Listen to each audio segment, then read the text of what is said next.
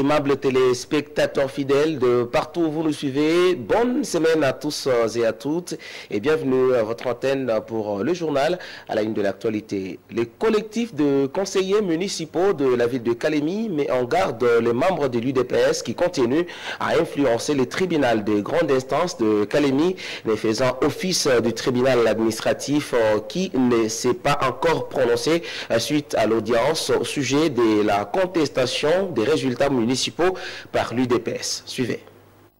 Nous, conseillers communaux élus de la ville de Kalemi, sommes réunis ce samedi 16 mars 2024 pour décortiquer et dénoncer les comportements malsains du parti politique UDPS Tshisekedi Kalemi et tous ceux qui les manipulent pour les intérêts égoïstes mal placés. Le collectif des conseillers communaux de la ville de Kalemi rappelle qu'en date du 21 janvier 2024, la Commission électorale nationale indépendante a annoncé les résultats provisoires de l'élection municipale en République démocratique du Congo. L'UDPS Tshisekedi Kalemi a introduit sa requête en contestation des résultats le 31 janvier 2024. Une action judiciaire introduite hors délai, conformément aux dispositions de la loi électorale en vigueur. En date du 12 février 2024, le tribunal de grande instance de Kalemi faisant office du tribunal administratif a organisé une audience publique au cours de laquelle l'UDPS Tshisekedi Kalemi n'a brandi aucune preuve fondant sa requête en contestation et n'avait d'autres arguments que de se prévaloir être soutenu par une autorité urbaine de Kalemi et certains politiciens de Kinshasa en mal de positionnement.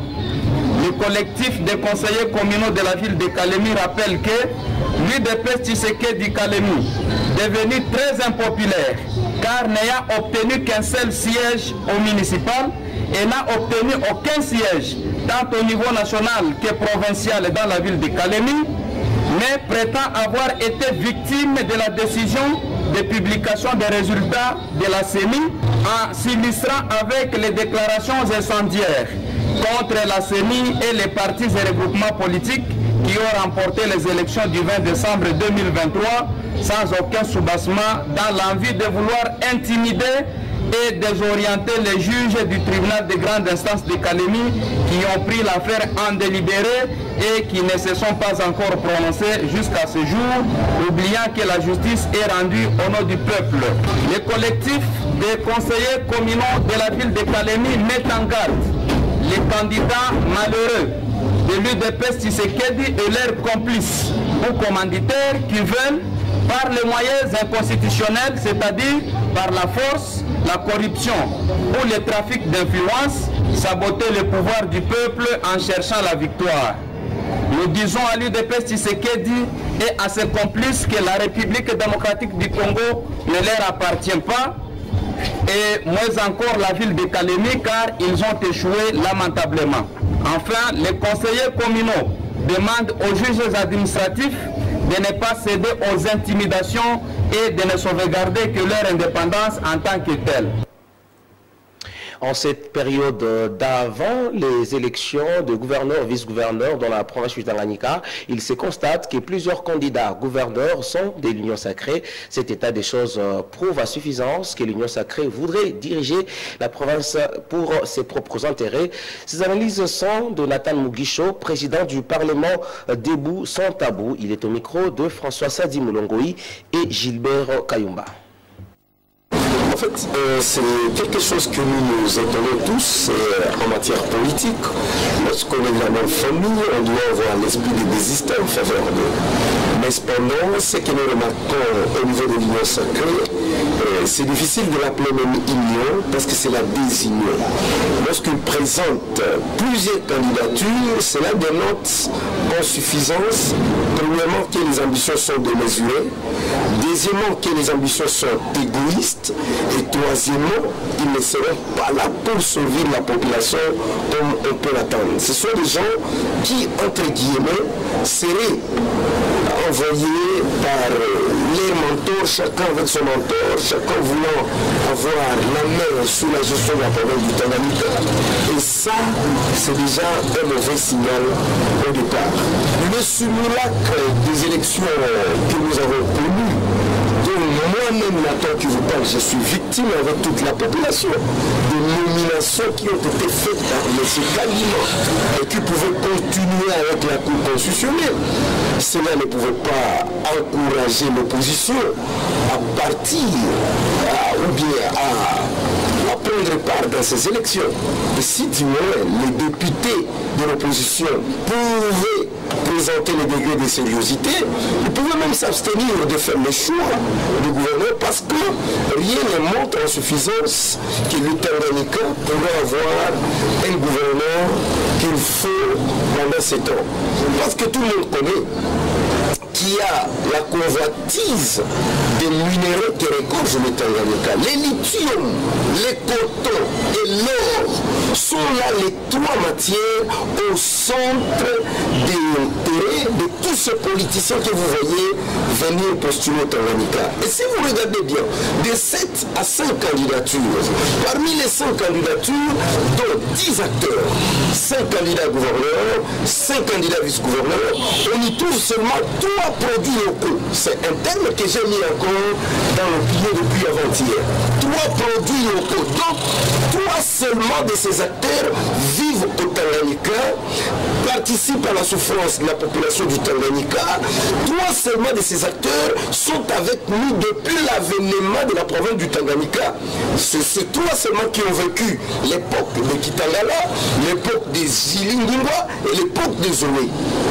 Et maintenant, parmi ces 3-là, si l'on peut avoir la chance d'avoir le gouverneur et vice-gouverneur produits locaux, là, on sera quitte. Mais les restes là ne sont que des commissionnaires. Ce sont les gens qui ne viennent que pour la matière première et après un temps, ils vont partir. Ce sont des gens qui ne savent pas que le Tanganyika vit aussi de la pêche et de l'agriculture. Ce sont des gens qui ne voient que les lithium, les coltons et l'or. Et après l'extraction de matières premières, ces gens vont nous laisser encore comme les autres gouverneurs nous ont laissé et même leurs ministres ont disparu dans la nature.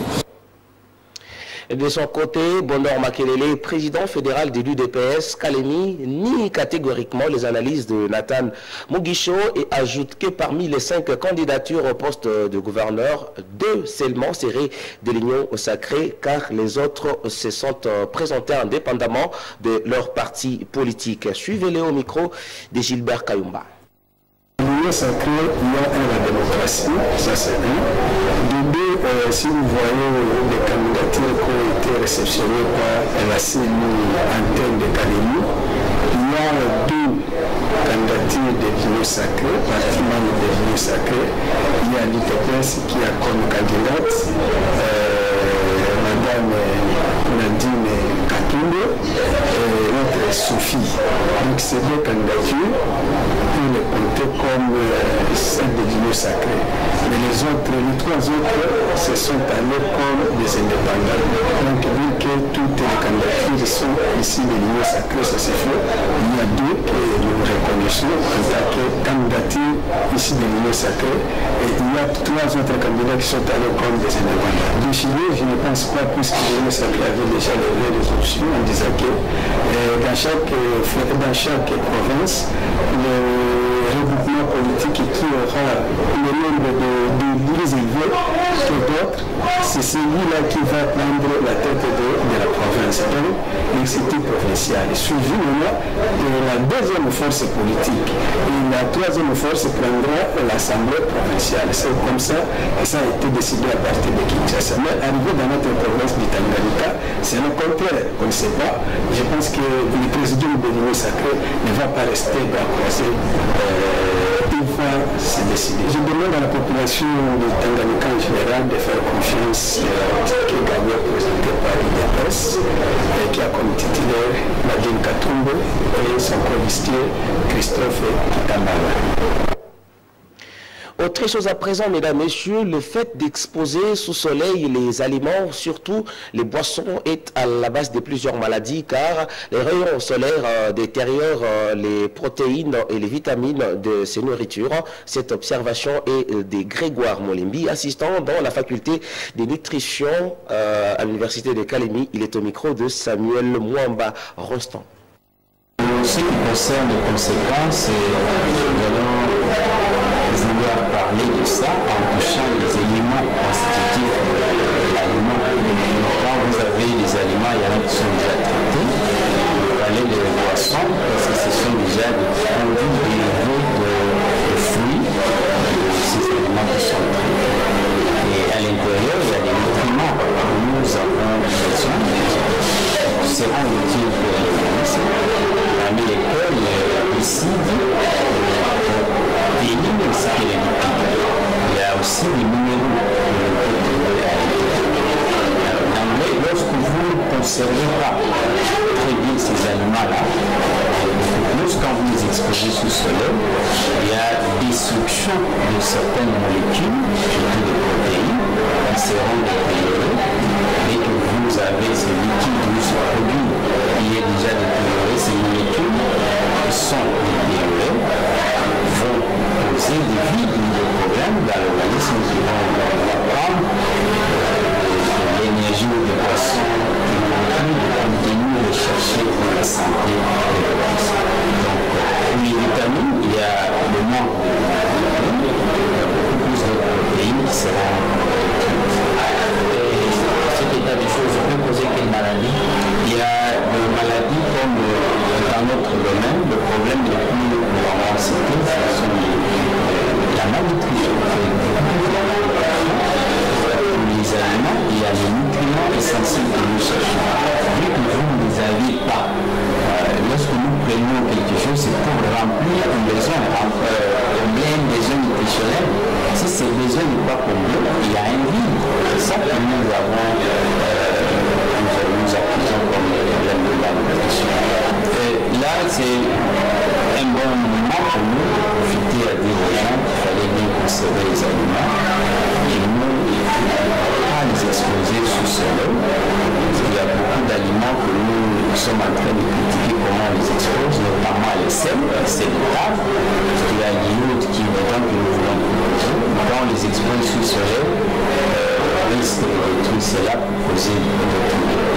Non pas seulement le soleil, c'est l'air ambiant qui peut nous apporter des micro-organismes, donc des microbes, capables de produire des maladies d'exposition, des maladies d'arrhée, des maladies infectieuses.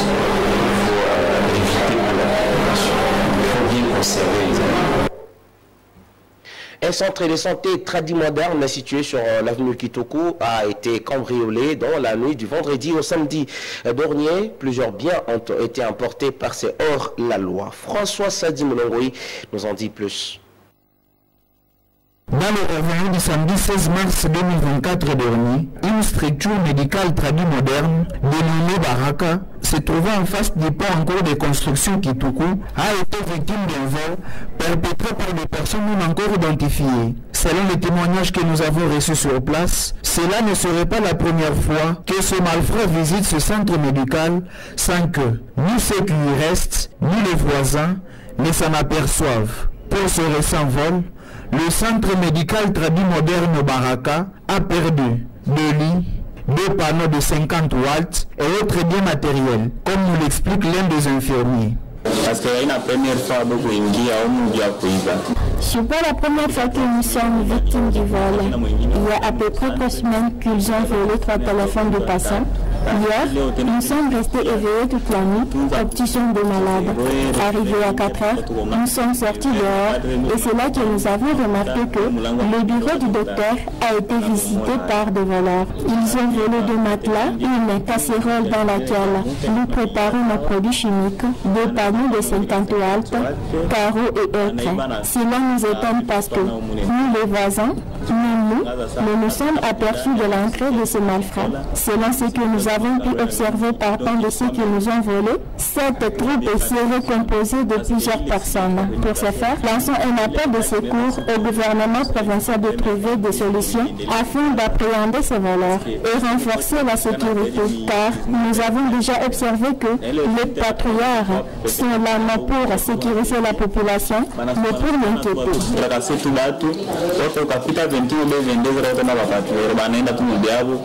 Que le gouvernement provincial, pour pallier aux problèmes d'insécurité à ces coins, tout en renforçant la sécurité nocturne. Et à Congolo, les cours et tribunaux se sont vus renforcer en nombre de magistrats. En effet, 8 magistrats sont affectés à Congolo Centre. Une cérémonie de prestation de serment a eu lieu devant les bureaux administratifs de la cité. C'était le samedi 16 mars 2024 qu'a lieu cet événement, comme nous le dit ici notre confrère correspondant Chabani Bino Ibrahima. Comme vous le constatez, nous sommes ici devant les bureaux du territoire de Congolo où se déroule la cérémonie de prestation de serment de 8 magistrats. Signalons qu'à Congolo, ça fait des années et des années, il n'y a qu'un seul magistrat au niveau du parquet secondaire. Aujourd'hui, c'est une grande joie car nombreux de détenus passent les jours dans les 4 nuits de la prison centrale sans être présentés devant un magistrat. On écoute Madame Kassongo Inaba Kabulo Nathalie. Je jure de respecter la Constitution et les lois de la République démocratique du Congo et de remplir loyalement et fidèlement avec honneur et dignité les fonctions qui me sont confiées.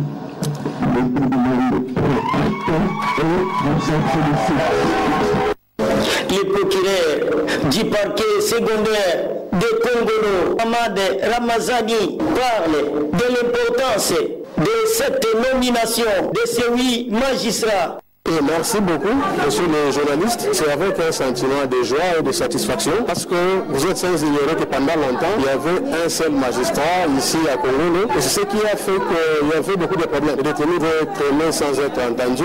Leur dossier n'était pas été envoyé en fixation à temps. Mais avec les nouveaux magistrats qui viennent de prêter serment aujourd'hui, ça va nous aider à arranger tout ça. Et je profite de cette occasion pour remercier le président de la République qui a pensé recruter les nouveaux magistrats qui ont été nommés et avec leur venue, ça va beaucoup nous aider. Le juge président Antoine a donné quelques conseils aux nouveaux magistrats. Le tribunal se doit de dire aussi des circonstances. Le meilleur des codes est le plus ancien de tous les codes. C'est la Bible, la parole de Dieu. Et même ce président, donc il a de l'enseignement du nom de Thomas Sankara. Il dit ceci. Le monde ne sera pas détruit par ceux-là qui font le monde, mais le monde sera plutôt détruit par ceux-là qui ne font rien pour empêcher le mal. Que les saintes écritures, dans le livre de Romains 13:4, considèrent le magistrat comme un serviteur de Dieu.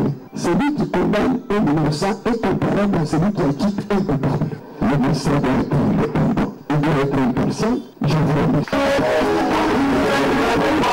Les associations féminines parlent de la parité qui commence à se manifester pour elles. La femme magistrate va s'en occuper avec les problèmes des femmes au niveau du parquet. En tout cas, ça fait de la joie, puisque c'est la toute première fois de voir une femme magistrate à Congo. Je suis ici il y a 24 ans à Congo. Je n'ai jamais vu une femme magistrate. Quand la représentativité est là d'une femme, demain ça sera 3-4. Je sais très bien que les femmes seront aussi heureuses puisqu'il y a une représentativité au parquet. Elle sera capable de juger, de suivre les échos des problèmes des femmes. Ça fait de la joie parce que voir une femme parmi les hommes, c'était impossible. Vraiment avec la parité ici, je vois que ça avance parce que je n'ai jamais vu dans notre territoire de Congo une femme magistrat. Aujourd'hui nous l'avons. Dans des années prochaines ici nous aurons des procureurs femmes aussi. Le cas de viol vraiment c'est sensible parce que les hommes comme ils contournaient, mais une femme ne peut pas contourner comme elle est aussi femme. De retour du territoire de Congolo où se déroule la cérémonie de la prestation de serment. Et pour terminer, nouveau gouvernement, l'informateur s'active pour des conclusions finales. C'est ce que titre ACP parmi les sujets traités le matin de ce lundi à Kinshasa. Melchior Katontonoko pour la lecture du journal des journaux.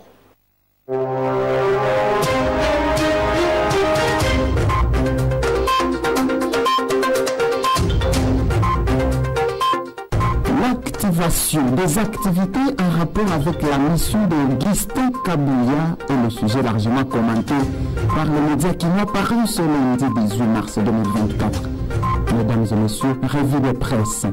Les chefs des partis et regroupements politiques de la République démocratique du Congo identifiés comme une coalition majoritaire ont été conviés à se présenter dès ce lundi auprès de l'informateur en vue de tirer des conclusions finales attendues par le chef de l'État, a indiqué un communiqué de son bureau reçu dimanche par l'agence congolaise de presse ACP.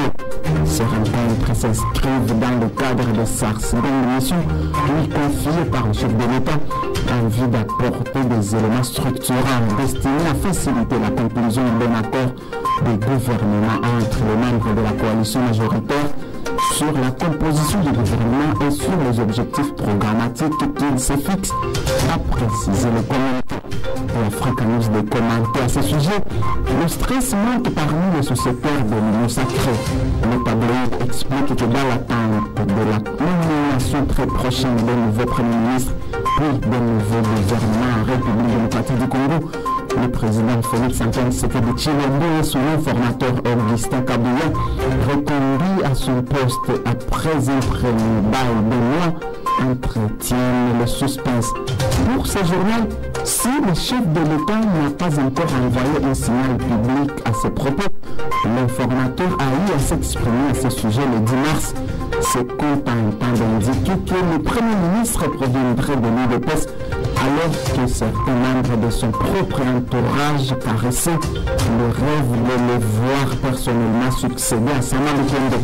Dans un autre registre, Forum des As rapporte que dans un communiqué, l'ONG ACBGJ, une organisation regroupant des avocats, magistrats et des juristes d'entreprise, condamne les déclarations politiques, des propos discourtoires, injurieux et calomnieux à l'endroit de la Cour constitutionnelle et ses magistrats ayant siégé en matière de contentieux des élections du 20 décembre 2023. La CBGJ qui dit suivre avec attention l'évolution du traitement par les juridictions congolaises et spécialement la Cour constitutionnelle des dossiers de requêtes en contestation des résultats de législatives nationales tels que proclamés le 14 janvier 2024 par la centrale électorale. Salue le travail abattu par la Haute Cour. Dans le même document, l'ONG conseille à la Cour d'éviter de faire de la rectification de l'erreur matérielle au niveau degré de juridiction. Elle invite le président de la Cour constitutionnelle et président du Conseil supérieur de la magistrature d'assurer l'indépendance des juges et surtout leur impartialité qui risque d'être mise à rude épreuve par la pression politique, affaiblissant tout son sens d'objectivité. Après la tempête des tropiques, l'ONG ACBGJ s'oppose aussi aux menaces dont sont victimes les juges de la part des partis et regroupements politiques après les arrêts du 12 mars 2024. De ce qui précède, cette structure félicite le gouvernement pour les moyens mis à la disposition de la Cour afin de travailler en toute indépendance. Elle félicite également la Cour constitutionnelle pour le travail abattu dans les délais et dans la transparence conclut le quotidien. Fin du journal des journaux. Merci pour votre sympathique attention.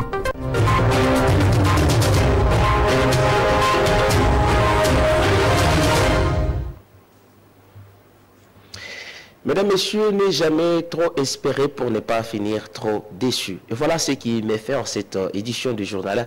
Merci à vous de nous avoir suivis. Mais n'hésitez pas à rester pour la suite de notre programme. Je vous retrouve pour un nouveau journal. À très bientôt. Merci.